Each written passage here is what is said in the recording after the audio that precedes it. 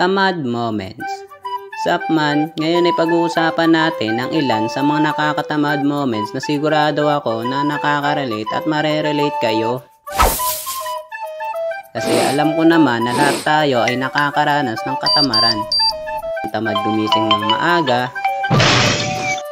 tinatamad maglaba, tinatamad magtapon ng basura, at madami pang ibang rason.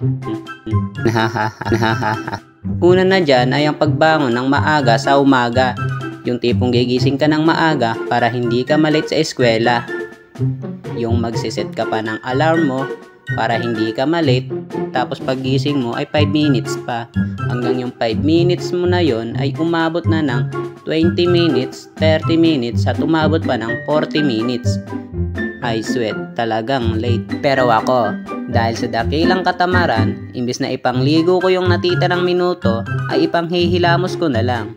Kunting basa sa buhok para kunwari bagong ligo. Tamad bumili pag inutusan ng magulang.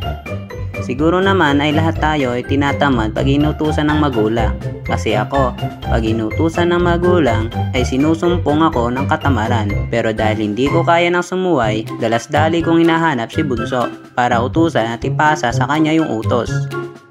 Uy Bunso, pumili ka daw doon, sabi ni Mama. Pag di ka bumili, papaluin ka daw niya. Uy, ang kanan naman eh. Sa akin mo na naman pinasa yung utos. Tapos pagdating ko, sasabihin ni Mama, ba't ako bumili? Hindi nga, sumunod ka na lang. Bilisan mo, kailangan yung pinabibili. Eto, bahala ka dyan. Pag di mo binili yan, yari ka. Mama, ito na po yung pinabibili nyo yo. O yan na pala, may nalagay mo dito. Ba't mali ang binamimili mo? Sabi ko, bilin mo sibuyas, hindi bawang. Yung ginawa mo, bumili ka ng bawang, meron pang luya. Sino nagsabi sa'yo bumili ka nito? Ewan ko kay kuya, binigay lang sa akin yan. Sabi daw, binabibili nyo. Ba't? Nasa kay kuya mo, tawagin mo. Haha.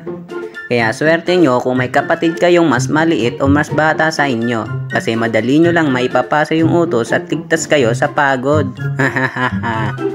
Kasi sino ba naman yung hindi tatamarin? Bukod sa malayo ang bilihan, ay tirik pa ang araw na talaga namang nakakapaso ng balat. Oh no, my skin. Hanggang dito muna tayo, mga lods.